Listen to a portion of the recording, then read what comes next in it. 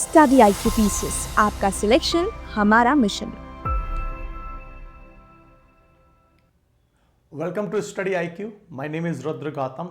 दोस्तों, अगले 75 दिन आपके लिए बहुत ज्यादा क्रूशियल है और एक एक सेकंड आपके लिए बहुत कीमती है, और उसी को ध्यान रखते हुए आप लोग कैसे अपनी तैयारी को करें, बहुत सारी बातें करूंगा। इन 75 डेज में आपको क्या क्या करना है और किस तरह से आप लोग अपने समय को डिवाइड कर सकते हैं, और उसके अनुरूप यदि आप तैयारी करेंगे तो ये सबसे अच्छा होगा आपकी तैयारी को लेकर। तो यहां पर आपके पास टोटल जो प्रीलिम्स के सब्जेक्ट हैं वो 8 सब्जेक्ट है, मेनली 8 सब्जेक्ट। और यदि जो प्रीलिम्स के सब्जेक्ट हैं, यदि आप उनमें उन टॉपिक को सर्च कर लें, शॉर्ट कर लें कि ये तो मोस्ट इंपॉर्टेंट टॉपिक है, तो आप लोग बहुत अच्छे से एग्जाम को क्लियर कर पाएंगे। क्यों? क्योंकि ऐसा होता है कि जो सिलेबस है ना, उसका लगभग 40% जो होता है, जो भी सब्जेक्ट है उसका 40% वो पार्ट वो होता है जहां से सबसे ज्यादा प्रश्न पूछे जाते हैं। मैं आपको एक एक सब्जेक्ट के द मोस्ट इंपॉर्टेंट टॉपिक्स, उससे रिलेटेड एक डेडिकेटेड वीडियो आपके लिए लेकर आऊंगा, ताकि आप उन्हें जरूर करें और अपनी जो प्रीलिम्स की क्वालिफिकेशन है उसको मैनेज कर पाए, कि आप प्रीलिम्स को क्वालिफाई कर लें। अब देखिए, 75 डेज हैं, समय जाता है, टिक टिक टिक दिमाग में चलता रहता है। इसको कैसे ओवरकम करें, इस टाइम क्लॉक को जो दिमाग में चल रही है, इसको ओवरकम करने का तरीका एक ही है कि आपने जो जो सब्जेक्ट्स पढ़ लिए हैं पूरी तरह से कवर कर लिए, उन पर टिक मार्क कर दीजिए प्रीलिम्स के कि मैंने ये तो कवर कर लिया, क्या क्या बाकी है उस पर आप लोग फोकस करें। तो यहां पर सबसे पहला पॉइंट आ रहा है, मैंने आपको पहले पॉइंट में यही बताया कि आपके जो ये 8 सब्जेक्ट हैं, राइट, आपके जो ये 8 सब्जेक्ट हैं,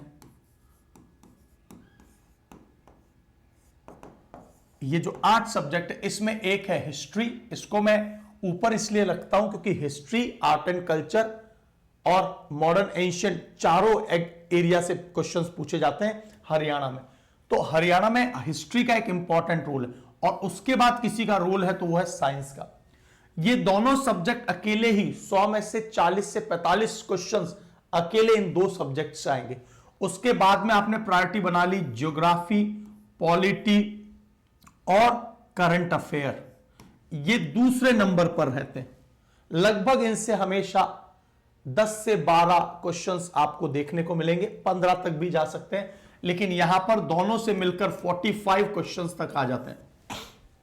उसके बाद में जो इकोनॉमिक्स है, इकोनॉमिक्स और हरियाणा जीके और एनवायरमेंट एंड इकोलॉजी का कंपैरेटिवली पिछले सालों में क्वेश्चंस कम देखे गए, लेकिन मेंस में यहां से प्रश्न पूछे जाते हैं। अब आपने अपने सब्जेक्ट को डिफाइन कर लिया। करंट अफेयर में आपको यह बात जरूर ध्यान रखनी है, लास्ट 1 ईयर और करंट अफेयर में जो हरियाणा का बजट, इंडिया का बजट, हरियाणा का इकोनॉमिक सर्वे, इंडिया का इकोनॉमिक सर्वे, यहां से बहुत प्रश्न पूछे जाएंगे। इकोनॉमिक्स में मेजर एरिया गवर्नमेंट स्कीम से होता है, और हरियाणा जीके से भी आपको स्कीम और बजट से रिलेटेड हरियाणा जीके में प्रश्न पूछे जाएंगे। तो ये इनका आपस में रिलेशन है। इकोनॉमिक्स पर ज्यादातर करंट अफेयर के क्वेश्चंस पूछे जाते हैं, तो आपको ये पॉइंट भी याद रखना है। अब जैसे यदि आप साइंस के वो सब्जेक्ट्स उनको आइडेंटिफाई कर पाए कि ये टॉपिक मोस्ट एक्सपेक्टेड और इंपॉर्टेंट है, तो उनसे आप लोग जरूर कवर करेंगे। जैसे मैं एक एग्जांपल देता हूं, केमिकल और फिजिकल चेंज, वहां से एक प्रश्न जरूर आता है। जो लाइट है, प्रकाश, इलेक्ट्रोमैग्नेटिक वेव, वहां से एक प्रश्न जरूर आता है। तो ये वो एरियाज है जो सबसे इंपॉर्टेंट है ना। वहीं प्रेसिडेंट से और वाइस प्रेसिडेंट अभी चर्चा में थे, तो पॉलिटी से वहां से जरूर एक प्रश्न पूछा जाएगा। तो इस तरह से आप लोग उन एरियाज को फाइंड कर लें। जैसे ज्योग्राफी के अंदर बात करते हैं, तो ज्योग्राफी में जो भारत को 5 फिजियोग्राफिक एरिया में बांटा गया है, तो आप ऐसी जो लिस्ट है वो तैयार कर लें। अब आपके पास वो लिस्ट नहीं है, तो जल्द ही मेरा उस लिस्ट पर लेक्चर आएगा आपके लिए, सभी सब्जेक्ट के most expected questions, most expected questions की जब मैं बात कर रहा हूं, तो मैं क्वेश्चंस की बात नहीं कर रहा हूं, मोस्ट एक्सपेक्टेड जो क्वेश्चंस हैं वो हर सब्जेक्ट के किस किस टॉपिक से आते हैं और वो टॉपिक्स कौन से जो मोस्ट इंपॉर्टेंट है उन्हें आप बिल्कुल नहीं छोड़ के जाएंगे, क्योंकि मैं ये बात जानता हूं कि 100 में से जो 40% का सिलेबस है वहीं से आपको मोस्ट एक्सपेक्टेड टॉपिक मिलेंगे, तो बाकी जो एरिया है वहां से कम प्रश्न आते हैं। और चूंकि प्रीलिम्स एक क्वालिफाइंग राउंड है, आपको बाय हुक और बाय क्रुक आपको उसे क्वालिफाई करना, तो आप क्वालिफाई कर सकते हैं। और एक और खास बात कि प्रीलिम्स में आपको यह भी पता होना चाहिए कि प्रीलिम्स के पेपर का लेवल अच्छा है।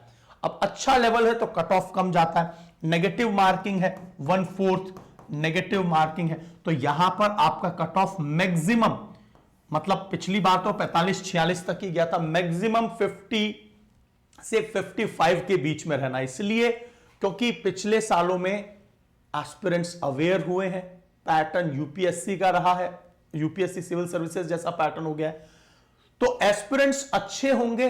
पिछली बार 121 सीट्स थी, तो नो डाउट पिछली बार जो है 46 कट ऑफ चला गया, लेकिन इस बार आप एक्सपेक्ट कर सकते हैं अच्छे लेवल का पेपर भी आया ना तो 50 से 55 ये कट ऑफ होगी।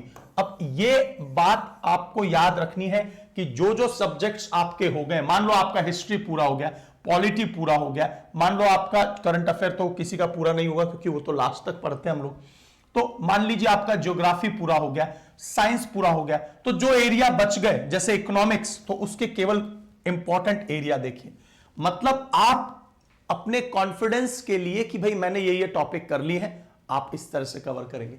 और यदि ऐसा कोई एस्पिरेंट है जिसने अभी तक फॉर्म ही नहीं भरा, वो अब जाकर जागृत हो रहा है, तो उस केस में आपके पास देख सकते हैं आप कि there are total 75 days, 75 days है ना, तो आप लोग 75 में से 15 दिनों को तो निकाल ही दीजिए। क्यों? क्योंकि अंतिम 15 दिन में आपको मॉक टेस्ट रिवीजन करना, तो 60 डेज है, तो लगभग 8 से 10 दिन हर एक सब्जेक्ट को आप दे सकते हैं। और एक बात और याद रखना, एक दिन में 2 सब्जेक्ट पढ़े, मॉर्निंग में यदि आपने एक सब्जेक्ट पढ़ा है तो इवनिंग में दूसरा सब्जेक्ट पढ़ लीजिए। सुबह से लेकर के दिन के 2 बजे तक एक सब्जेक्ट पढ़ रहे हैं तो दूसरा सब्जेक्ट पढ़िए, लेकिन कभी भी ऐसा मत करिए कि 2-2, 3-3, 4-4 सब्जेक्ट एक साथ पढ़ रहे हैं, अदरवाइज क्या होगा ना कि सिलेबस कंप्लीट नहीं होगा। तो मैंने आपको बता दिया है, प्रायोरिटी एक सीक्वेंस को जरूर निर्धारित कर लीजिए कि वो कौन से प्रेफर्ड सब्जेक्ट है जहां से प्रश्न आता ही आता है, और वो लिस्ट आपके पास नहीं है तो आप मुझे जरूर नीचे कमेंट में बता देंगे कि आपको किस सब्जेक्ट से रिलेटेड प्रायोरिटी लिस्ट को आपको आवश्यकता है। ठीक है, तो ये समय मॉक टेस्ट का भी होगा 15 दिन, अंतिम 15 दिन, और सीसेट के लिए आपको ज्यादा लोड नहीं लेना है। सीसेट को डेली आप आधे से 1 घंटा पढ़ेंगे यदि आर्ट्स और कॉमर्स के हैं।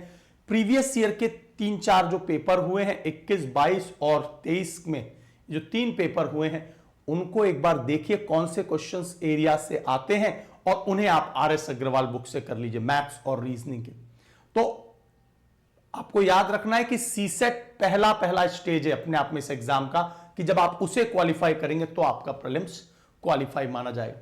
तो ये प्रेसिडेंस क्रम, प्रायोरिटी बहुत इंपॉर्टेंट है, कॉन्फिडेंस के लिए टिक करते जाइए, और मुझे उम्मीद है कि आपको मेरी सारी बातें एकदम क्लियर हो गई होंगी, और लिस्ट मैं आपको प्रोवाइड कर दूंगा।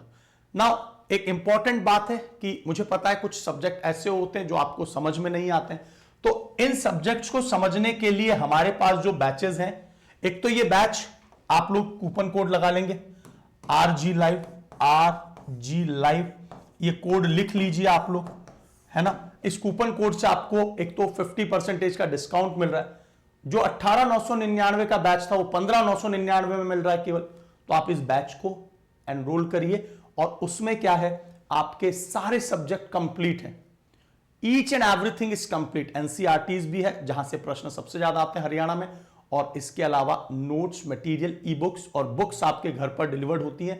प्रीलिम्स का जो डेडिकेटेड 4.5 महीने का बैच, एनसीईआरटी का बैच, और मेंस आंसर राइटिंग का बैच, और आंसर राइटिंग के लिए इवैल्यूएटर्स भी हैं 4 साल की वैलिडिटी के साथ। जो ये बैच है आपको आज 15,999 में मिल रहा है, तो आप लोग एनरोल करके अपनी तैयारी स्टार्ट कर सकते हैं। नाउ अब देखिए, सीधा मैं लेके चलता हूं आपको कि कैसे आप लोग बैच में एनरोलमेंट करेंगे। तो आप लोग स्टडी IQ पर जाएंगे, स्टडी IQ पर जाने के बाद में यहां पर क्लिक करेंगे, और यहां पर क्लिक करने के बाद में जैसे आप लोग स्टेट पीसीएस पर जाते हैं, यहां पर आपको हरियाणा देखने को मिलता है।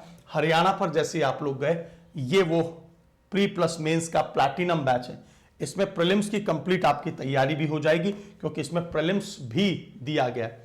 टीचर्स डेमो वीडियो देख लीजिए, 48 महीने की वैलिडिटी है, मतलब 4 साल की। ब्रोशर में मॉक टेस्ट पेपर जो मैं आपको बोल रहा था वो भी दिए गए हैं, 12 फुल लेंथ पेपर, हर टॉपिक के एमसीक्यूज दिए गए हैं। सिंपली आपको बाय नाउ पर क्लिक करना है। आरजी लाइव कूपन कोड से जो 17-18 हजार दिख रहा है वो और कम हो जाएगा, और आपको ये बैच कम प्राइस में मिल रहा है। अभी रैंक बूस्टर सेल चल रही है, उसके चलते तो ये 2-3 दिन ही रहेगी बस। 15,999 में आपको ये बैच मिल रहा है। आपको बैच में परचेस करने के बाद कोई डाउट हो, किसी तरह का प्रश्न हो, वो आप लोग जरूर पूछ सकते हैं। और हां, किसी भी प्रकार से आपको फॉर्म फिल करने में कोई दिक्कत आ रही हो तो आप नंबर सेव कर लीजिए, RG लाइव, मैंने कूपन कोड बता दिया है, इसको लिख लीजिए, है ना, ठीक है। और कोई भी प्रश्न है आपके मन में, कोई भी डाउट हो रहा है आपको, तो इस वीडियो के नीचे कमेंट कर देंगे, तो सेव कर लीजिए information. Thank you so much, God bless you all, नमस्कार।